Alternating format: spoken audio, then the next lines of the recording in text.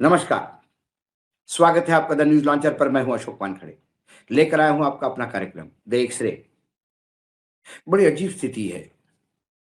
X-ray से मेरे सामने किसी ने एक लिस्ट भेजी। वो जजों की लिस्ट है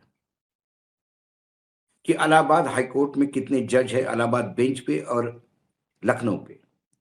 जब वो लिस्ट सामने देखी इसकी स एक्स-रे से, तो ये बात समझ में आ गया कि फिर तो अब राष्ट्रपति भवन में भी बड़ा खेल होने लगा है। 30 दिन के बाद ये सच खुला है। क्या सही में अब संविधान समाप्त करने का ही खेल कर रहे हैं मोदी जी? मोदी जी क्यों? मैं इस पे भी आऊँगा। पहले मैं वो लिस्ट दिखाता हूँ आपको, जो जजेस की है। हाई कोर्ट जजेस जुडिकेचर ऑफ इलाहाबाद। पहला है इलाहाबाद बेंच। इलाहाबाद बेंच के ये जो नाम आप पढ़ रहे हैं, ये है ऑनरेबल महेश चंद्र त्रिपाठी, जज 1, सीनियर जज एडिशनल। उसके बाद है दूसरे नंबर पे जस्टिस अरविंदम सिन्हा और तीसरे नंबर पे है जस्टिस यशवंत वर्मा। चौथे पे है अतुल श्रीधरन, 5वें पे है सिद्धार्थ वर्मा। और ऐसे 13 जजों की ये लिस्ट है। और आगे दूसरी तरफ 13 जजों की लखनऊ बेंच की लिस्ट है, जिसमें सबसे ऊपर नाम राजेंद्र रॉय का है, जस्टिस संगीता चंद्रा का है, जस्टिस शेखर बी सराफ का है। ऐसे 13 जज उधर है, 13 जज इधर है। लेकिन इलाहाबाद के जो जजेस है, इसमें महेश चंद्र त्रिपाठी जी, जस्टिस अरविंदर सेन के बाद यशवंत वर्मा का नाम देख के ही मैं चौंक गया। क्योंकि ये वर्मा जी कौन है? ये वर्मा जी वही हैं जिनके दिल्ली हाई कोर्ट में जिनके घर पे बड़े नोट के बंडल मिले थे जलते हुए, जब आग लगी थी। और आग लगने के बाद जब उनके घर पे आग बुझाने के लिए फायर टेंडर गए और आग बुझाने के समय देखा गया, तो वहां पे तो नोट के बोरे के बोरे पड़े हुए थे जो जले रहे थे, अध जले सेफ। ऐसे कई नोट बाद में जब्त हुए। वो खबर आपने सब कुछ दे दी है। तो ये जो है कि यशवंत वर्मा ने तो इस्तीफा दे दिया, क्योंकि उनके खिलाफ महाभियोग आ रहा था। उसके बाद भी उनका नाम उस जज लिस्ट में कैसा है? क्या राष्ट्रपति भवन ने अभी तक इस्तीफा स्वीकार नहीं किया? ये बड़ी खबर। इलाहाबाद हाई कोर्ट में जजों की तैनाती इलाहाबाद और लखनऊ में है। लखनऊ खंडपीठ में 28 जजों की तैनाती है, जबकि इलाहाबाद में 79 जज है। पोर्टल पर इलाहाबाद स्थिति जजों की सूची अब भी जस्टिस यशवंत वर्मा का नाम तीसरे पे है। दिल्ली हाई कोर्ट का जज रहने के दौरान जस्टिस यशवंत वर्मा के घर पर बड़े पैमाने पर कैश मिला था। यही नहीं, तमाम कैश जले हुए भी पाया गया था और इसे लेकर सवाल उठे, तो उनका ट्रांसफर इलाहाबाद हाई कोर्ट कर दिया गया। उनके खिलाफ संसद में महाभियोग की प्रक्रिया भी लाने का विचार चला। इसी बीच पिछले दिनों में उन्होंने खुद ही जस्टिस पद से इस्तीफा दिया था, लेकिन वह अभी भी जज बने हुए हैं। ऐसा शायद इसलिए है क्योंकि अब तक राष्ट्रपति जी द्रौपदी मुर्मू जी ने उनकी इस्तीफे पर कोई फैसला नहीं लिया है। इलाहाबाद हाईकोर्ट के पोर्टल में जजों की लिस्ट में अब उनका नाम तीसरे स्थान पे है। इलाहाबाद हाईकोर्ट में जजों की तैनाती इलाहाबाद और लखनऊ में है। लखनऊ खंडपीठ में 28 जज तैनात है, इलाहाबाद में 79 है। लेकिन मैंने जो लिस्ट आपको दी वो 13-13 जज, जो पहले 13 है उनकी थी।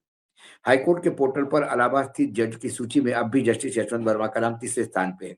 उनके ऊपर जस्टिस एमसी त्रिपाठी और जस्टिस अरविंदम सिन्हा का नाम है।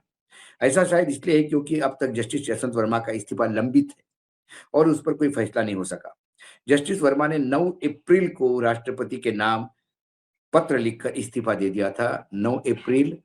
और जब आप ये देख रहे हैं प्रोग्राम, आज 9 मई है, 1 महीना पूरा हो गया। उन्होंने कहा कि मैं नहीं चाहता कि आपके सुचितापूर्ण दफ्तर पर किसी तरह का ऐसी चीज पहुंचे जो गलत हो। मैं बेहद दुखी है कि ऐसी चीजों में मेरा नाम लिया गया। ऐसी स्थिति में मैं इलाहाबाद हाईकोर्ट के जज के पद से तत्काल प्रभाव से इस्तीफा देता हूँ। जस्टिस वर्मा ने अपने इस्तीफे के में तत्काल प्रभाव वाली बात लिखी थी।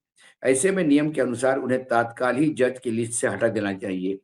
संविधान के अनुच्छेद 217 एक में जजों के इस्तीफे का प्रावधान पर बात की गई है। इसके अनुसार यदि कोई जज अपना इस्तीफा राष्ट्रपति के नाम लिखता है, वह जिस तारीख से उसे लागू होने की बात करेगा, उसी दिन से वह माना जाएगा। यह यदि वो तत्काल प्रभाव वाली बात लिखता है, तो फिर वही लागू होगा। सुप्रीम कोर्ट की 5 जजों की बेंच ने 15 फरवरी 1978 को जस्टिस गोपीचंद मिश्र के केस में फैसला दिया था। बताया था कि यदि कोई जज अपना इस्तीफा राष्ट्रपति को भेजता है, तो फिर उसे निश्चित तारीख से माना जाएगा। गौरतलब है कि जस्टिस वर्मा यशवंत वर्मा के मामले में पूर्व चीफ जस्टिस संजीव खन्ना के बेंच में अगुवाई में हुई सुनवाई हुई थी। उन्होंने अपने फैसले में जस्टिस वर्मा की फाइल को राष्ट्रपति और प्रधानमंत्री के समक्ष भेजा था और कहा था कि इनको हटाने की प्रक्रिया शुरू की जानी चाहिए। अब उसके बाद क्या हुआ? क्यों नहीं हटे? क्या बात हुई? अब समझ में नहीं आता कि ऐसी क्या बात है कि जस्टिस वर्मा का इस्तीफा अभी तक निलंबित हुआ। अब मैं बताता हूँ कि जब जस्टिस वर्मा के खिलाफ संजीव खन्ना की अदालत में ये उनको दोषी पाया गया और उनके ऊपर उनको कहा गया था आप इस्तीफा दें, यदि नहीं देते हैं तो फिर आपका महाभियोग के लिए राष्ट्रपति के पास फाइल पहुँचा दी। ये महाभियोग का जब काम चलने लगा, तो उसको लेकर राज्यसभा और लोकसभा में सांसद सदस्यों ने महाभियोग लाने के लिए एप्लीकेशन दी।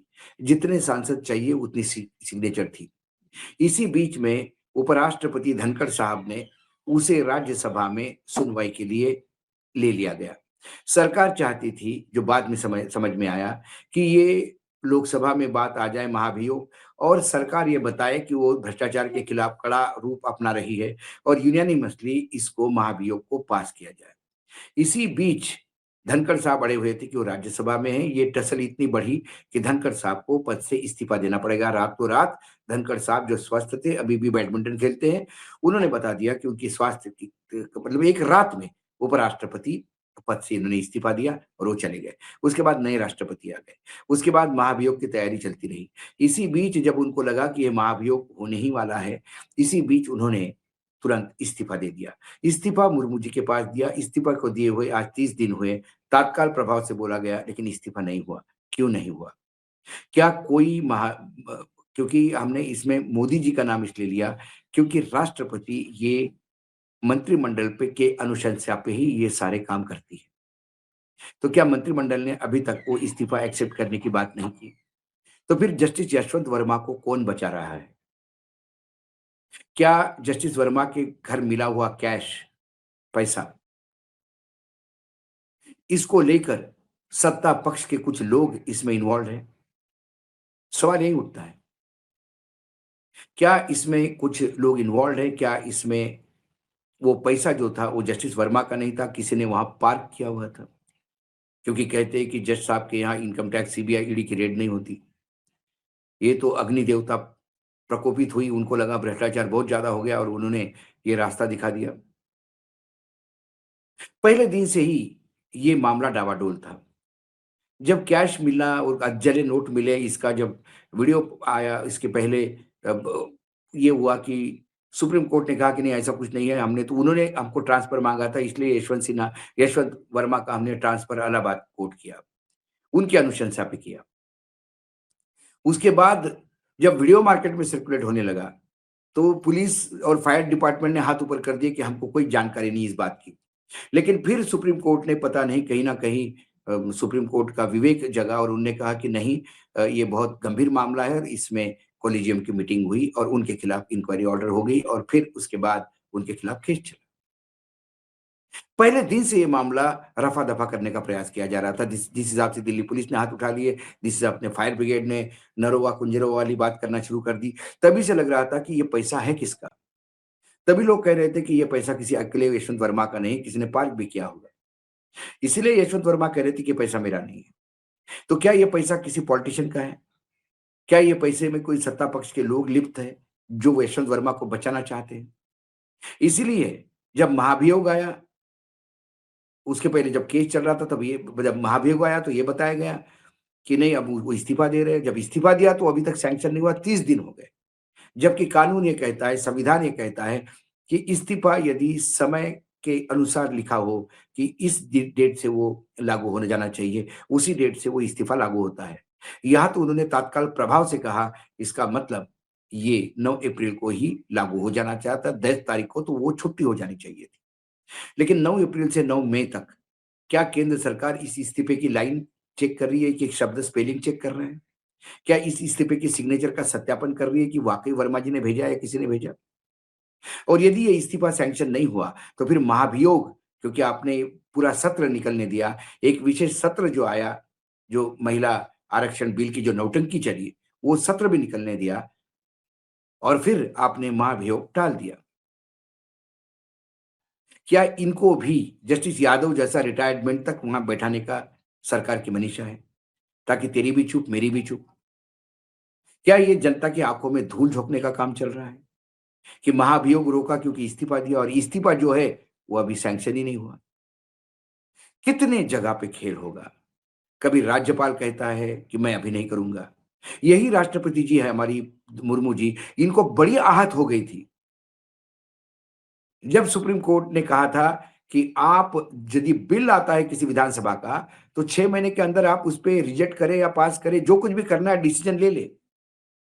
तो मुर्मू जी को बहुत बुरा लगा था ये कि क्या कोई राष्ट्रपति और राज्यपाल को ऐसा आदेश दे सकता है? वो अपने विवेक से काम करेंगे, लेकिन क्या राज्यपाल के पास विवेक है? कोई राज्यपाल किसी बिल पे यदि 3 साल तक बैठा है विधानसभा ने पास करने के बाद, वो ना वापस कर रहा है, ना कर रहा है, तो फिर इसको क्या कहेंगे? क्या मात्र एक संविधान में एक जगह मिल जाती है क्योंकि संविधान निर्माताओं ने कभी नहीं सोचा था कि इतने घटिया टाइप के लोग इस देश के सत्ता में बैठेंगे, कि जो इसका भी लाभ उठाकर कुकर्म करने का प्रयास करेंगे, सरकार को चलने नहीं देंगे यदि उनके विपक्ष की सरकार है और बिल पे ही बैठ जाएंगे सालों। तो सुप्रीम कोर्ट ने सैल्यूट करता हूं मैं जजमेंट को, जब उन्होंने कहा था कि 6 महीने से ज्यादा नहीं, क्योंकि राष्ट्रपति भी जनता के ऊपर नहीं है और राज्यपाल भी जनता के ऊपर नहीं है। यदि तमिलनाडु की जनता ने स्टैलिन को सत्ता में भेजा था और पूर्ण बहुमत से भेजा था और उन्होंने यदि बिल पास किया, तो उस बिल को 3-3 साल रोकना उस जनता का अपमान है, जो इस गवर्नर और राष्ट्रपति पद के से ऊपर है। क्योंकि देश का संविधान जनता ने अपने आप को समर्पित किया है और इस संविधान ने ही राष्ट्रपति बनाया और राज्यपाल बनाया।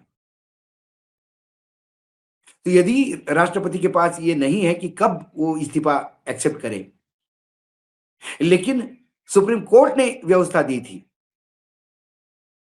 78 के केस में व्यवस्था दी थी कि यदि इस्तीफे पे डेट नहीं लिखी हो, तो राष्ट्रपति, लेकिन यदि तात्काल प्रभाव से किया जाता है तो उसी और डेट नहीं लिखी होगी तो जिस डेट को दिया उस डेट को मानना चाहिए। या तो तात्काल प्रभाव से हो गया, वो तात्काल प्रभाव महीनों-महीनों खत्म क्यों नहीं होता? यशवंत वर्मा क्यों बैठे हुए हैं? और यदि सरकार उनको जज बना के बैठाना चाहती है, तो फिर उस भ्रष्टाचार के खिलाफ, जो उनके ऊपर भ्रष्टाचार के आरोप है, उनके खिलाफ महाभियोग क्यों रोका जाता है? क्या अगला लोकसभा सदन आने तक ये ऐसा ही इस्तीफा पड़ा रहेगा? और जब महाभियोग की चर्चा होगी और महाभियोग का 1 दिन पहले फिर राष्ट्रपति उसको एक्सेप्ट करेगी, तब तक उनको उनकी सेवाएँ ली जाएगी। जिसके ऊपर भ्रष्टाचार के आरोप है, जिन्होंने स्वयं इस्तीफा दिया, वो आज भी जज है, तो उससे न्याय की अपेक्षा क्या की जा सकती है? क्या ये न्यायपालिका के साथ खिलवाड़ नहीं है?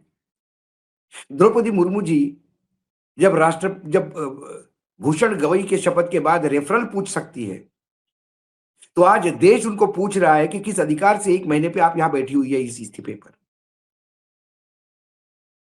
और यदि आप इतनी स्लो काम करने वाली है, तो रास्ता बनाइए, कोई अच्छे राष्ट्रपति को आने दीजिए जो त्वरित कार्यवाही करें, संविधान के अनुरूप चले। एक्स-रे से तो मुझे यही दिखाई देता है। आज एक्स-रे में इतना ही, कल फिर आता हूँ किसी विषय के साथ। तब तक के लिए नमस्कार, देखते रहिएगा न्यूज़ लॉन्चर।